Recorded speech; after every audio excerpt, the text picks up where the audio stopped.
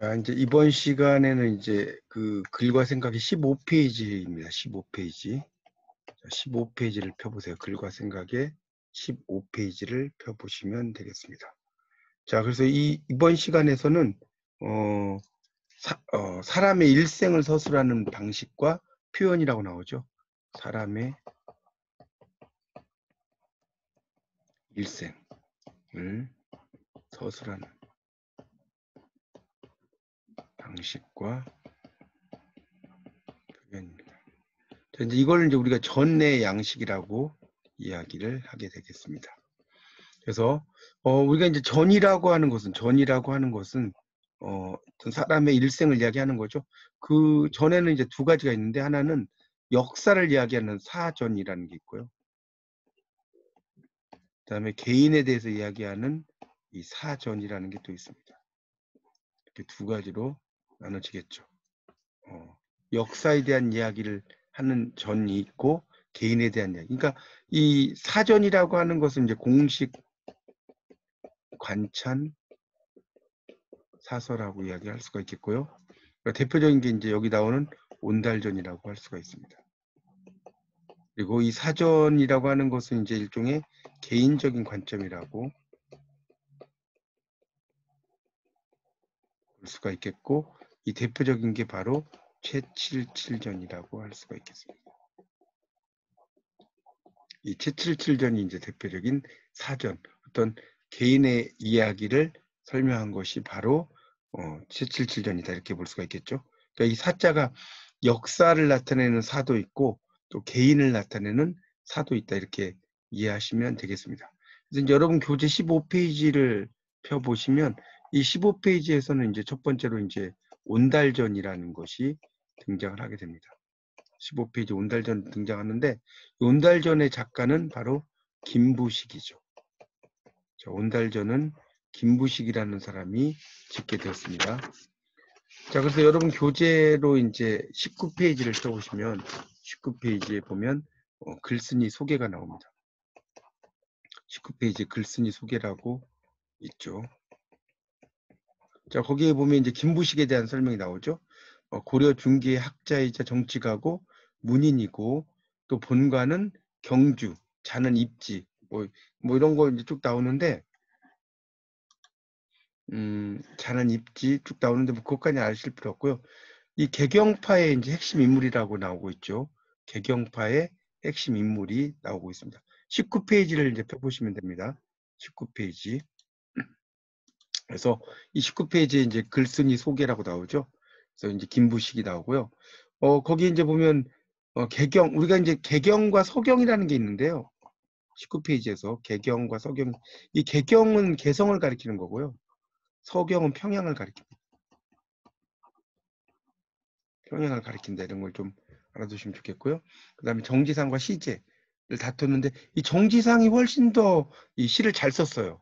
정지상이 여러분 그 송인이라는 시 같은 거 보면 되게 멋지죠. 대동강수 하시진고, 대동강 물이 언제 다 마를 것인가, 나오죠. 별루년년 첨넉파라, 해마다 이별의 눈물이 푸른 물결에 덧붙이네. 그러니까 이 대동강에서 남녀가 이제 헤어질 때 이 여자가 이제 눈물을 막 흘리는데, 눈물이 너무나 많이 바다를 이루니까 푸른 물결에 덧붙인다. 그러니까 배도 띄우고 갈 정도가 됐다. 엄청난 뻥인데 멋있죠. 이 대동강수 하시진고 별루년년 첨넉파라. 이게 이제 정지상의 대표적인 시 아니겠습니까?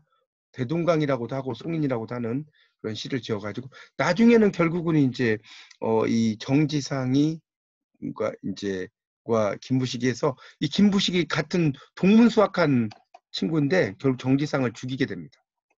동문수학 책에서는 자세히 안 나왔지만 결국은 이 김부식이 정지상을 죽여요. 학문적으로 자기가 정지상만 못하다고 생각을 해서 결국 이제 정지상이 죽게 됩니다. 하여튼 이제 그런 내용으로 이제 있는 게 김부식의 이고요. 해제를 보세요. 19쪽에. 온달의 일생을 서술한 전이다. 전은 한 인물의 행적이 사라져버린 세상에서 그가 잊혀질 것을 대비해 짓는다. 사람 일생을 기술하는 문제는 전장류와 비주류가 있는데, 전은 전장류다. 전장류라는 건 밑에 설명 나오죠. 네 번째 줄에 전과 행장이다. 전은 인물의 생애에 대해 특징적인 면, 행장은 한 인물의 생애를 자세하면서도 평면적으로 기술한 거. 그러니까 우리가 뭡니까? 그 윤시행장이라는 작품이 있죠. 김만중의 그 작품 중에 김만중 구운몽을 쓴 윤시행장이라는 게 자기 어머니 윤씨의 이제 어떤 그 생애에 대해서 쫙 기술한 책이 윤시행장이라는 책이 있어요. 김만중의 작품 중에 그런 걸 이야기하는 겁니다. 그리고 이제 묘지명 비주류 그래서 이것도 이제 일생을 기록하는 것이다 이렇게 설명을 하고 있습니다. 그다음에 이제 뒤로 넘겨보세요. 이제 그다음이 또 좀 중요한데요. 20페이지에 보면 이제 포평 20페이지를 펴보세요. 그 20페이지에 보면 이제 첫째 줄에 포평이라는 것은 좋은 점은 올리고 나쁜 점은 이제 내리는 거 이걸 포평이라고 그래요. 포평이란 말 나오죠. 좋은 점은 올리고 나쁜 점은 내리는 거. 그래서 이글은 사서 역사 이야기죠. 객관적인 공업에 기술하지 않고 실화적인 모티프에 기대어서 지었다. 또 바보 온달과 장군 온달을 대비적으로 제시하고요. 그 사이에 평강공주를 매개로 한 서사를 전개했다는 거죠. 문장을 꾸미는 데 힘쓰지 않고 장중한 느낌을 주고 있다라고 설명을 하고 있습니다. 자, 다시 이제 책의 앞으로 넘어가서요. 그 15페이지입니다. 15페이지 넘어가는데 이제 아까 시작할 때 제가 설명을 드렸지만 이 전에는 자 이걸 좀 필기를 좀 적어 놓으시면 좋겠는데 사전, 그러니까 역사 이야기 사전이 있고 개인 이야기 사전이 있다. 그래서 이제 역사 이야기 사전은 공식 관찬 사서고요. 이 대표적인 게 온달전이고요. 이 개인적인 관점의 사서는 여기 나오는 채칠칠전이다. 이렇게 이제 볼 수가 있겠습니다. 그러니까 지금 이제 첫 번째로 할 것이 바로 김부식의 온달전에 대한 이야기를 시작하겠습니다. 자, 그래서 이제 15페이지로 이제 넘어가면 자, 온달전 봅니다. 자, 이제 거기가 이제 이런 이야기가 쭉 나오는데 제가 번호를 좀 매길게요. 자, 1번 첫째 줄이 1번이라고 써놓으세요. 온달은 이렇게 시작되는 게 1번. 온달은 평광왕 때 사람이다. 용모가 볼품없어서 남의 웃음거리가 될 정도였지만 마음은 아름다웠다. 집이 매우 가난해서 밥을 빌어 어머니를 봉양했고 다해진 옷과 떨어진 신발로 거리를 돌아다니니 당시 사람들이 그를 바본다라고 했다. 이게 이제 거기다 써서 설명을 통한 제시죠. 설명을 통한 제시. 이 제시가 설명을 통했다는 거죠. 자, 그 다음에 평광왕이라고 나오는 부분에 2번이라고 써놓으세요. 평강왕에 이렇게 시작되는 거 있죠.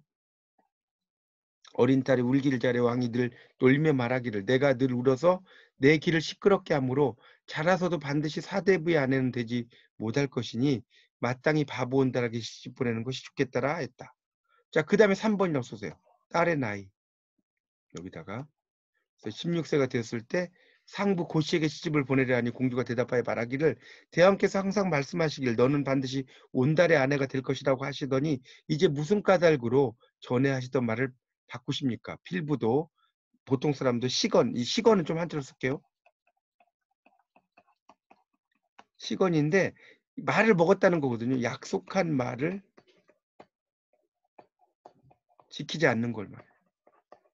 이걸 시건이라고 합니다. 그러니까 말을 먹었다는 거죠.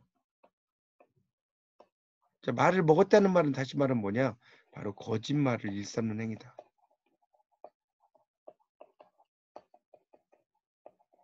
자, 이거를 시건이라고 이야기한다. 그래서 이제 시건하지 않으려 하거늘 하물며 지존의 자리에 계신 분이 그럴 수 있습니까? 옛말에 이르기를 임금된 자는 말장난을 하지 않는다 하였으니 지금 대왕의 명령은 잘못된 것입니다. 저는 그 말씀을 감히 받들어 모실 수가 없습니다. 하였다. 왕이 진노하며 말하기를 내가 내 가르침을 따르지 않는다면 진실로 내 딸이 될 수 없다. 그러니 넘겨보세요. 어찌 같이 살 수 있겠느냐. 마땅히 내가 가고 싶은 대로 가거라 하였다. 자, 이제 16페이지 두 번째 줄에다가 4번이라고 써요. 4번. 2에 이렇게 시작되는 거예요. 4번. 그래서 공주는 값비싼 팔찌 수십 개를 팔꿈치 뒤에 매달고 궁궐을 나서 홀로 떠나오다가 길에서 어떤 사람을 만나 온달의 집을 물어 이에 그 집에 이르렀다. 눈먼 늙은 어머니를 보고 앞으로 다가가 저라고 아들 있는 곳을 물었더니 늙은 어머니가 대답하기를 우리 아들은 가난하고 비루하여 기인이 가까이 할 것이 못됩니다. 지금 그대의 채취를 맡아보니 향기가 보통이 아니고 그대의 손을 만져보니 부드럽고 매끄럽기가 솜과 같으니 틀림없이 천하의 귀인입니다. 누구의 게임으로 여기에 이르렀습니까? 우리 자식은 굶주림을 참지 못하여 산속에 느릅나무 껍질을 벗기러 가서 오래도록 돌아오지 않고 있습니다 하였다. 자, 그 다음에 5번이라고 또 쓰세요. 공주가라고 시작되는 부분에 공주가 길을 나서서 산 아래 이르러 온달이 느릅나무 껍질을 짊어지고 오는 걸 보고 공주가 마음속에 있는 말을 하였더니 온달이 화를 내며 말하기를 이곳은 어린 여자가 다닐 만한 곳이 아니니 이는 사람이 아니라 여우 귀신일 것이니 다가오지 말라. 자, 거기다 써놓으세요. 다가오지 말라. 이게 이제 일종의 혼사장애적 요소죠. 혼사장애적 요소라고 할 수 있겠죠. 다가오지 말아라고 하는 거니까 혼사가 잘 안 이루어진다는 거죠. 혼사장애적 요소. 하고 이제 떠나버리며 뒤도 돌아보지 않았다. 나오죠. 자, 그 다음에 이제 공주가라고 시작되는 거에다 6이라고 썼는데 공주가 홀로 돌아와 살인문 밑에서 자고 다음날 아침에 다시 들어가 모자에게 사정을 모두 이야기하였더니 온달이 머뭇거리며 결단 내리지 못하자 그 어머니가 말하기를 우리 자식은 지극히 비루하여 귀인의 배필이 되기에 부족하고 우리 집도 너무 가난하여 진실로 귀인 머물기 적당하지 않습니다. 나왔죠. 그러니까 결국은 이제 그 뭡니까 이 신분의 격차를 이야기하는 거죠. 신분의 격차. 자, 그러니까 공주가 대답하여 말하기를 옛사람의 말에 한 말의 곡식이라도 찧어서 같이 먹을 수 있고 한 자의 배라도 바느질하여 옷을 지을 수 있으니 진실로 마음을 같이 한다면 어찌 부귀해진 뒤에라야 함께 지낼 수 있겠습니까? 하고 이제 자기 금팔찌랑 다 팔아가지고 이제 갖췄다고 나왔죠, 살림을. 자, 그 다음에 처음에다 7번이었어요. 처음에. 말을 살 때 공주가 온달에게 말하기를 절대로 장사꾼들의 말을 사지 말고 국마 중에 병들고 여위어 내버려진 것을 골라 샀다가 바꾸도록 하십시오. 그래서 이제 온달이 그렇게 했죠. 말이 살쪘죠. 그러니까 결국은 이제 이 여기서는 뭡니까? 이 평강 거기다 써놓으세요. 밑에다가 16페이지 밑에다가 주와 온달의 입공 공을 세운다는 거예요. 준비 과정이죠. 입공이라는 것은 한자로 쓰면 설입자에 공자입니다. 공을 세우는 것을 하기 위한 준비 과정을 쫙 설명하고 있는 거죠. 이렇게 이제 볼 수 있겠고요. 자, 17페이지에 고구려는에다 8번이었어요. 고구려는 이렇게 시작되는 거 있죠. 그래서 3월이면 낭랑이 언덕에 모여 사냥을 하여 잡은 멧돼지와 사슴으로 제사를 지내는 그 고구려는 이제 아시다시피 이제 동맹이라고 하는 제천 행사가 있었잖아요. 제천 행사 중에 부여는 영고고 다 제천 행사 아닙니까? 그래서 이제 뭐 제사를 지냈고 왕이 사냥을 나서자 신하들과 오부의 군사들 따라갔다. 이에 온달을 기르고 있던 말을 타고 갔는데 달리는 게 아주 잘 가죠. 그래서 이제 이상하게 여겼다. 그러니까 거기다 써놓으서 이상하게 여겼다. 이 온달의 최초 능력 과시죠. 온달이 이제 능력을 과시하는 거. 근데 이걸 보면 어때요? 되게 간결하게 상황을 서술하고 마무리하는 거죠.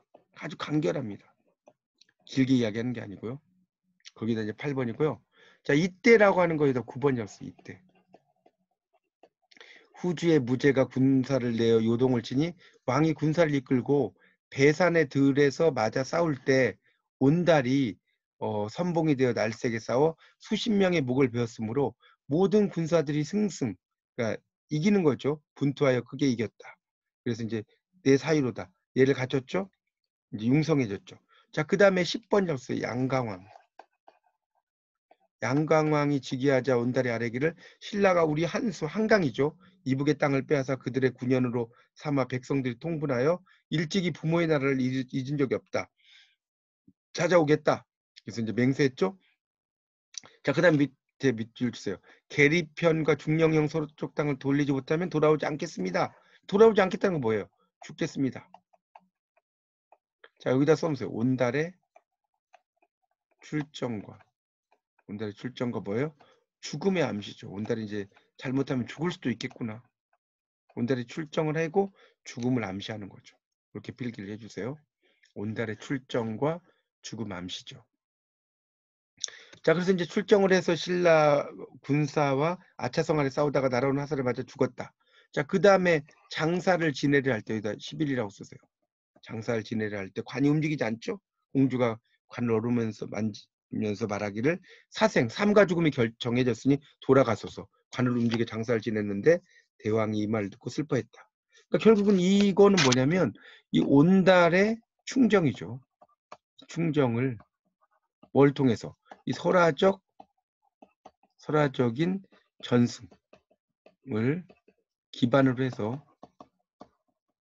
상당히 감동적으로 제시하죠. 감동적으로 제시한다고 볼 수 있겠고요. 또 그 장황한 사후 죽은 이후에 상황을 생략을 해버렸죠.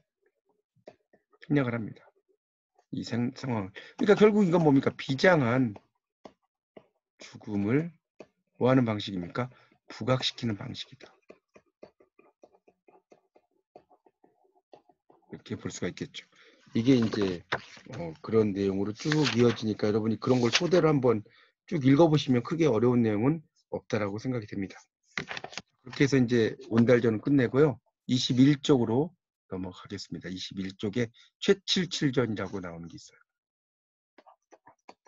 이 최77이라고 할 때 77은 여러분 이제 글자를 보면 이게 이제 북이거든요.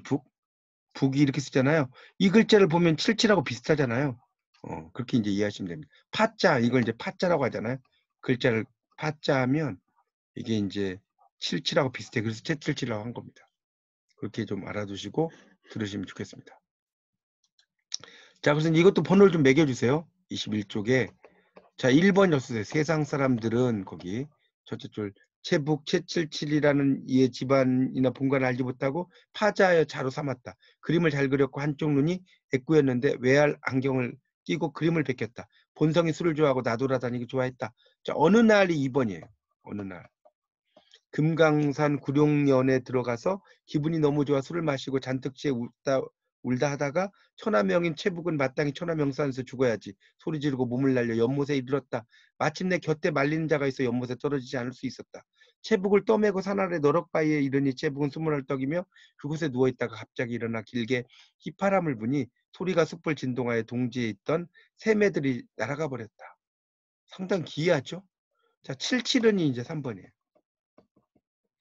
늘 하루에 대여섯 대 술을 마셨고 저자, 이게 시장을 말하는 거죠. 저작거리. 저자라는 건 시장은 시장.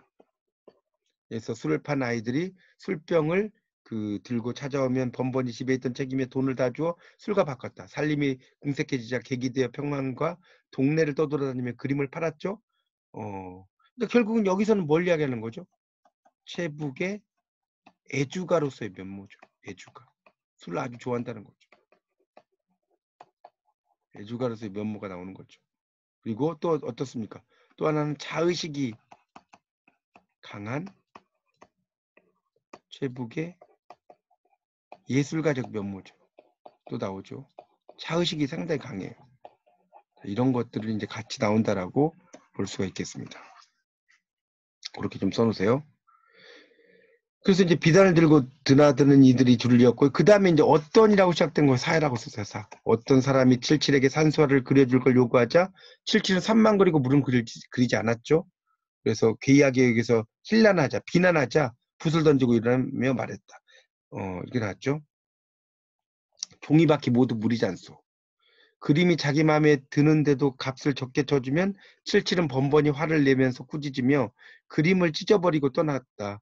혹 득이한 그림이 아닌데, 그러니까 득이라는 것은 자기가 마음에 든다는 소리예요. 득이 아니라 요즘 말로 마음에 드는 그림이 아닌데 값을 가분하게 쳐주면 껄껄 웃으며 주먹질냈다. 그 사람이 도리어 그림을 짊어지고 문을 나서면 손가락질하고 비웃었다. 넘겨보세요. 저 바보 그림값도 모르는군. 22페이지. 그리고 이제 스스로 호생자라고 했다. 이렇게 나왔는데 거기 이제 호생자라는 게 둘째 줄에 나오죠. 이게 이제 15번 각줄을 보세요. 거기 보면 붓으로 먹고 사는 사람이에요. 그렇죠? 이 호자가 터럭 호자거든요. 터럭 호자. 터럭으로 사는 사람. 터럭은 이제 붓을 가리키는 거예요. 그래서 호생자. 그 다음에 77은이라고 써 시작됐죠. 거기다 5번이었어요. 77은 이렇게 시작되는 거. 셋째 줄에. 성격이 뻣뻣하여 남에게 순종적이지 않았다. 하루는 서평공자와 백금 내기 바둑을 두는데 칠칠이 막 이기려고 할 때 서평공자가 한 수 물릴 걸 청했죠. 칠칠이 바둑을 다 던져버렸죠. 바둑은 재미로 하는 것인데 물리면 의미가 없다. 뭐 이런 식으로 해버리는 거죠. 그러니까 자기 뜻을 굽히지 않는 거예요. 그리고 또 귀인의 집에 갔는데 문지기가 이름을 거명하는 것을 꺼려서 들어가기를 고하기를 최 직장께서 오셨습니다 하니까 어째서 정승이라고 칭하지 않고 직장이라고 하느냐. 언제 정승을 지내셨습니까? 내 언제 직장을 지냈단 말이냐.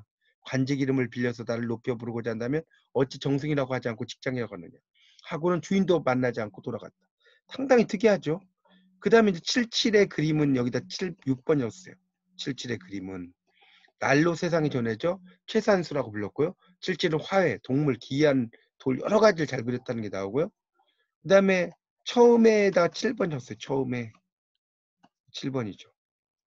나는 이단전을 통해 77을 알게 되었고 한 번은 최북과 삼방에서 만나 밤을 새면서 대나무 그림을 여러 폭 그렸다. 77이 내게 말했다.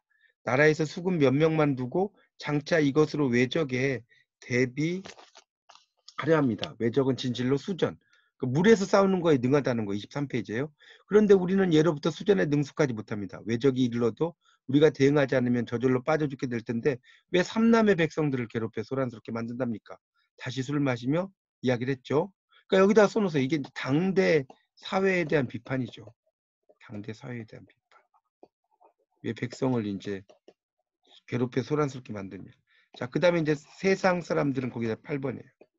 세상 사람들은 77을 술꾼이라고 하고 환쟁이 그림 화가를 환쟁이라고도 하죠. 심지어 미친놈이라고 했다. 그러나 그의 말은 거기다 붙여주세요. 그의 말은부터 때때로 묘한 깨달음을 주거나 실용적인 것도 있으니까지. 자, 이건 뭘까요? 이 제3자를 통한 간접적인 표현이죠. 제3자를 통한 간접적인 표현이다. 간접적인 표현이죠. 그래서 실용적인 것도 있으니 이와 같은 것이 그렇다. 이단전은 최북이 소상기, 수호전 등 여러 책을 읽으며 지은 시도 기이하고 고풍스러워 읊조릴만 했지만 그것들을 감춰두고 세상에 내놓지 않는다고 했다. 최북은 서울 여관에서 죽었는데 나이가 얼마나 되었는지 모른다. 이렇게 나왔죠. 그래서 이제 이것은 이제 그런 올렸다가 내렸다 하는 거죠. 그래서 이제 그 인물에 대한 직접적인 포편이다. 포편은 아까 이야기했죠. 올렸다가 내리는 거예요. 좋은 것은 올리고 나쁜 건 내리는 걸 이제 포편이라고 이야기를 한다라고 볼 수가 있겠습니다. 그런 걸 여러분 염두에 두시면서 좀 보시면 좋겠습니다. 그래서 이제 그 최북의 성격에 대한 이야기를 잘 쓴 것이다라고 볼 수가 있겠습니다. 자, 24페이지를 좀 보십시오. 24페이지를 보시면 글쓴이가 나오죠. 글쓴이 남공철. 그래서 정조와 순조대 관강문인. 그러니까 관에서 이제 어떤 이야기를 하는 걸 쓴다는 거죠. 자고 원평이다. 그리고 이제 벼슬을 50년 했죠. 문체 반정 때 문체 때문에 파직됐다. 박지원, 이동, 오윤상과 교유했다. 그리고 서화에 관심이 많고 재주가 있으나 불우한 삶을 사는 사람들의 관심을 가졌다. 해제, 조선 후기 화가 최북에 대한 전이고 사관, 역사관이죠. 역사 편찬을 위해 지은 것인가 문인이 창작 동기에 의해 지은 것인가에 따라서 사전과 사전 아까 설명드렸죠. 김부식의 온달전이 사전이라면 남공철은 사전이다. 개인 이야기라는 거죠. 역사서에 수록할 것이 아니었으므로 표현기교, 작품을 구성한 일화 선택이 넓다. 최북은 예술적 자의식이 강해서 자기 마음에 들지 않으면 그림을 그리지 않았을 뿐더러 그림 청탁자에게 모욕을 주는 말도 서슴지 않은 이로 유명하다. 최북과 관련된 유명한 일화를 이제 쭉 설명을 했다는 겁니다. 자, 25페이지로 이제 가보시면 간서치전이라고 하는 게 있어요. 이 간서치라는 것은요, 여러분 아시다시피 우리말로 옮기면 책만 읽는 바보란 뜻이에요. 이 책으로도 이제 이게 나왔죠. 이덕무에 대한 이야기고요. 그래서 이제 자전이라고 썼죠. 자기 이야기를 썼다. 바보스럽게 책만 읽어요. 그리고 열성적인 자신의 독서행위에 자부심이 있고요. 일에 이제 열정적인 거. 그래서 이제 그 밑에 이제 읽어보시면 간서치라는 거예요. 책만 읽는 바보. 그런 이야기가 쭉 나오거든요. 상당히 좀 재미있는 이야기입니다. 볼까 25페이지에 목멱산 아래 바보 한 사람이 사는데 어느라에 말을 잘하지 못한다. 이게 바로 이덕무라고 써서 이덕무를 가리킵니다. 성품이 게으르고 서툴러 시무. 그러니까 시무라는 것은 그때그때 할 일 모르고 바둑이나 장기 등에 잡기도 할 줄 모른다. 남들이 욕을 해도 따지지 않고 칭찬을 해도 우쭐대지 않고 오직 책 보는 것을 낙으로 삼아 추위와 더위, 굶주림과 병에도 전혀 아랑곳하지 않는다. 그는 어린 시절부터 21살 될 때까지 하루도 손에서 책을 놓아본 일이 없다. 그의 방은 매우 좁다. 그러나 동쪽에도 창이 있고 남쪽에도 창이 있고 서쪽에도 창이 있어 동쪽에서 떠서 서쪽으로 기우는 해를 쫓아가며 햇볕 아래서 책을 읽는다. 그는 보지 못한 책을 보기라도 하면 좋아서 웃는다. 집안 사람들은 그가 웃는 모습을 보고 그가 귀한 책을 얻었다는 것을 알아차린다. 또 두자미의 그러니까 두자미가 두보의 오원율씨를 좋아하고요.